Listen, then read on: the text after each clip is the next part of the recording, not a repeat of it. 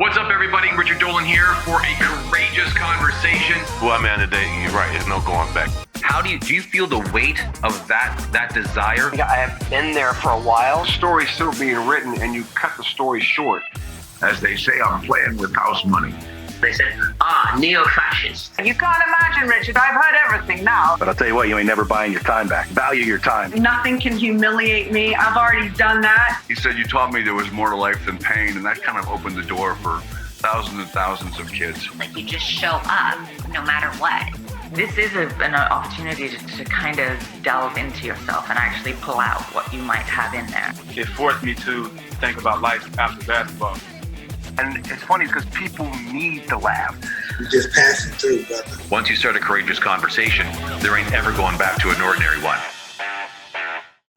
When the world looks at Juwan Howard and they see the catalyst to the Fab Five, they see the man who orchestrated great talent under the hardwood, I see someone different. I see someone who's been in the business for 17 plus years, but I also see someone that mobilized some of the greatest players in the NBA to win a championship at the Miami Heat. What was that like when you were coming out of that loss with Dallas Mavericks and heading into another season? What did it take for you guys to find that internal resilience to just kind of come back together and to push forward? Was there an exercise? Was there a process? Was there some science to it at all? Well, let's start with me first. I had never been to the finals in 17 years of play in the NBA. Always dreamt of having that opportunity to someday get to that level and be able to hold up that trophy and with a big smile and say, you know what? I'm a champion. This is what I worked extremely hard for. So then when we had that moment playing against Dallas, I'm like, here we go. Here's an opportunity that I've been waiting for. I'm with a group of men who I trust. Each and every one of us believe in each other. And here's our moment to really capture something so special. Dallas, we did not want them to hurt our dreams and to take away our goals and most importantly, that trophy. We wanted to take it back to Miami. So losing that moment and losing Game 6, it was a devastating blow for me personally because here I am. I say, wow, I've lost on the collegiate level 2 straight years playing with the University of Michigan. Got all the way to the end, to the final game, and somehow didn't finish it. Now I'm here and to lose on your floor. Right, true. And then now you're here you play against Dallas and you play in Game 6, and that's what you want. You want home court advantage in the finals to be able to win it, because you feel confident you're in your building. There's no way possible something like this can go wrong. But if you play the game and you play it hard and you do all the right things, and you can win it. But unfortunately, it didn't go in our way. Let's say it that way. It didn't go our way. So that summer was a painful moment for me. It was a deciding factor in if I wanted to continue and play basketball, or would I just, this is my time, it's gone, let me move on, find something else to do that I get a lot of joy and excitement out of. So I said, I can't go out like this. I gotta go for it again. We're this close. And so to have that feeling, being rejected and having that trophy taken away, that summer I worked extremely hard in the offseason. Like harder than most? Harder than most. And keep in mind, I played 17 years in the NBA. And being an older guy in the NBA, working out, it's not the easy thing, It doesn't get easier. You got to push yourself to a level where you get so uncomfortable. But at the end that it's putting you in a position to do something so special. So that summer, I got into the gym, worked hard, pushed myself to get myself in tip-top shape, and couldn't wait for the season to start. I wasn't the only person that felt that way. The 14 other guys felt the same way. And to feel that pain, that how we felt watching Dallas celebrate on our home court, we did not want that to ever happen again where a team beat us. So was pain a catalyst? Yes, it was. And so that drove you through the entire next season. You get back into the playoffs. You now are heading up against OKC, the Oklahoma Thunder, and you guys seem to be unstoppable. So we're a different velocity, driven by pain. We did not want to feel that pain ever again. We worked hard. We got connected as a group. Everyone sacrificed more than ever. Bought into their roles.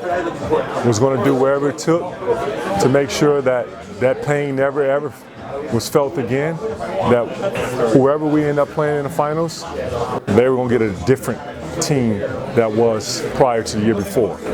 So it sounds like a lot of guys heading into that next run sacrificed more, gave up more, connected deeper, maybe surrendered a bit of ego? You sacrificed shots, minutes, ego, and just bought into just giving. Being more of a giving person. Really? Yes. So being a giver, you're saying, led to being a getter. Absolutely right. So that leads us into that back-to-back, because that's where I want to have the real conversation, Juwan, is what's mesmerizing for just guys like me who's an entrepreneur, trying to make ends meet, and you may have a really great commission check, or you might have a really great deal that closes, and then to do it again is a process. Now, you can repeat that process and that should get you the same result, but that's not necessarily true because you got competition. So what was it like heading into chasing down your back-to-back win? What was that year like? You came back fueled by pain. You guys were catalyzed. You were brought together, united because of what you lost.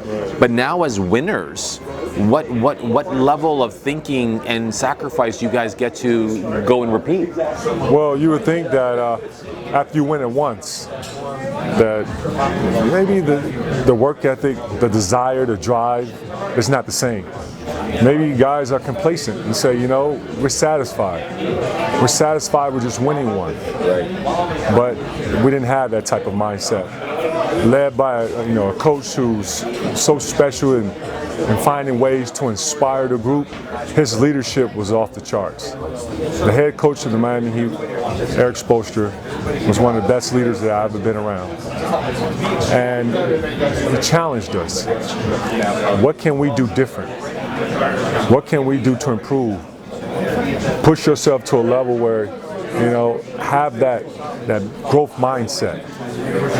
And having that growth mindset, that means that you had to challenge yourself to, do you want to repeat history? Do you want to create a legacy? And I think we all chose to create a legacy. And that's how we were able to go back for the second year. Now, to repeat, that's to go back 3 years in a row, that's hard. To do it twice is tough, but to do it 3 times in a row and go back to the finals is even tougher. So now everyone is, you're being hunted. Everyone is looking at you as like, we want to knock them down because we've been told that they're the best team in NBA. So that third year, trying to go back and repeat for a championship, we had to get uncomfortable with ourselves. We had to not get bored with the process, take each game one at a time, not try to fast forward to the playoffs, but prepare ourselves in the regular season, develop an identity where we did not try to get into the playoffs and create an identity. We want the identity already be created before the playoffs started. And what's our identity? To be the hardest playing, hard-nosed, toughest, well-conditioned, a team that plays together and play for one another because we are brothers. What drove that, though? What catalyzed that? Is it leadership? Was it coaching? Was it a combination of ownership with coaching and leadership? What would you say, Juwan? All of the above you just mentioned. Definitely leadership, and it started at the top. Organization is, it's like no other. A head coach challenging you. Then also you have leadership Players not micromanaging themselves, but you also got to have a leader within the locker room to also keep every guy, in check. And what I mean by in check, but just when things, get a little out of whack, because it can happen, be able to corral the group back together. And that comes from the group has to trust that leader. Right. And then more importantly, they have to know that leader, what he says at that particular moment, they have to believe that it's coming from the right place. And at times you have to communicate with one another by tell them things that they don't want to hear at that moment, but they need to hear. So that's a good segue into our last part of the conversation. Is, as a coach now, 2 decades in the making, a veteran player, you were the first basketball player who made it into the NBA with a $100 million contract. You were celebrated as an incredible endorser and poster child for incredible brands around the world. You're noticeable all around the world, and I've had the personal pleasure of experiencing that firsthand. What do you develop now in today's player? What are you developing when you work with a player on the court? What is it that you're looking for that you want to pull out of them and develop and enhance and elevate? What would it be? Well, first, I want to just say, I want to be selfless and be able to serve. I want to be able to give what has been given to me and share with the new, some people want to call them the millennials. And I know at times the millennials don't like that name. But the new age players today. It makes them sound like a flower or a disease of some kind. Right. They're different. They're built different. During my era, we were different as players from the generation that was before us. Right. But it's great just to have an opportunity to share and to help these players grow and put them in position to not only excel on the floor, but off the floor. You don't know how much a player, you get from seeing, well, I can share this with them. It's gratifying to see what you work with a guy and what you have taught them or the wisdom that you have shared with them, that they're applying it. And you're seeing it, growing before your eyes. That's where the joy and the fun, comes in. And for me, I really enjoy just working with others. I enjoy working with, players today. Like sometimes you say, those guys today don't listen. And you know what? I look back, I'm like, did I listen to everything? I wish I did. I can't recall, but I hope I did. You got to treat every player different. As a leader and as a coach, as someone who's grounding your most veteran players on your team, but also cultivating those who were actually young on the team, what do you find are your biggest challenges as a coach, as a mentor to the generation of tomorrow? Well, there's many challenges. At the end of the day, you want to give them the game plan and then let them go with it. And hopefully that you're giving all the information that's needed to put them in a position to, at the end of the day, everyone wants to win.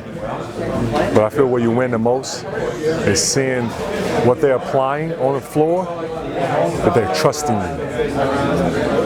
That's where you win at, in my book. Now, other coaches may have a different philosophy, but that's how I see it in my eyes, and that's what makes it gratifying to me. So what do players need the most? So whether you're a player in professional sport or even maybe a player in life, as a father to beautiful children, I've had the pleasure of meeting all of them, you instill in them the ability to always be a top player in their game. What do you believe that today's players need more of? What do they need more of to be a top player? Well, I mean, you always want, to be blessed with the gift to be special. And it's not always going to be, 400 LeBron James, 400 Dwayne Wades, Kobe Bryants. Those guys are special. I'm sure every player wants to and believe in their ability and very confident that they're just as special as those players that I just mentioned. But you want to help them grow and teach them and help develop their skill set. That's important, developing them. And you're developing, and now we're talking about on the court, but put in the hours of teaching them how to grow as a player. And then along those lines, it goes hand in hand off the floor. Teach them how to become responsible, respectful, mature men that put in the position, because they have been blessed to be put in the position that God has blessed them with the ability to play this game. Now you have to, of course, appreciate it, respect it, and if you don't enjoy it, it will be exposed. Absolutely, absolutely. So, in our closing comments, because I know that our guests are busting, they're excited to have an evening with you, and so am I. As a coach and as someone who's looking forward, what does the next 10 years look like for Juwan Howard? Not 20, not 50, the next 10 years. What does Juwan Howard want for himself? Well, I want to continue to keep growing and getting better as a coach, learning. You can't stop learning. There's a lot of different facets of the game of basketball has now changed from the time when I played, that now as being a coach, I'm learning something new every day. And I feel that's helping me progress and grow and get better as a coach. I want to be prepared, so whenever the time comes when there's some team, whether it's on a professional level or collegiate level, asking for me to become their head coach, I want to give them nothing but the best. So I open up the pages, the headline news, sports page, 10 years from now. What does it say about Juwan Howard? That I was able to serve. Now, I'm not saying it's an obituary. I'm talking about what announcement, what incredible epic thing is being headlined in that paper. Well, I can't really fast track and foresee what's going to happen in the future. I know. But it'll be nice, just to be celebrated and to be appreciated. Because at the end of the day, I know I'm going to be very thankful for what's ever given. So here's what I'm picking up on in our closing comments, is even when I'm trying to pry it out of you, you remain humble, you're a servant to the sport, and whatever it gives you, you'll take with open arms. I totally see that. And so it's not about declaring this is what your lofty goal is. This is not what you're going to project, what you'll see in 10 years. You're saying, hey, I'm in the sport, I'm here to serve it, and I'm in service for it. So whether it's a college team or whether it's whatever the sport wants from me, I want to be a contribution. Would that be accurate? That's accurate. So I couldn't say it even better. Well, what's interesting is that humility is within a champion. That there's a humbleness about you, and even in your personal and professional pursuits, it's always about remaining grounded, and that's impressive. So it's not just about brands and bling. It's not just about points and assists. It's about always elevating the game for all. Well, and not to cut you off, but I guess I am. Well, you just have now. Back when I played as a player, whether it was on the high school level, collegiate level, and also the NBA level, I never was selfish. I never just cared about me. I probably may have given more to others than I have for myself. But I always wanted to just win, and win as a team. Because I cared, that's all it was about, the team. When you win, everyone looks good. Well, I'm going to say this, and for the record, because we're being recorded, I've had the blessing of being around you for a number of years, and I've observed one true thing amongst many, is that is so true, because no matter if there's a stranger or an old friend or a new one, you take the time to listen to where they are, who they are, and what they're up to like it matters, because you treat every moving part on the planet like it does matter. And I acknowledge you for that. I acknowledge you for that. Juwan Howard, a pleasure to be chatting with you, man. A real honor. Thanks, buddy. Thank you. I want to thank my grandmother. God bless your grandmother. My grandmother. If it wasn't for my grandmother, who teaching me the values of how to respect others, she always gave me that old tale. Treat others the way how you like to be treated. She would be proud. Thank you. She would be proud. For sure. God bless. Thanks, brother. Thank you.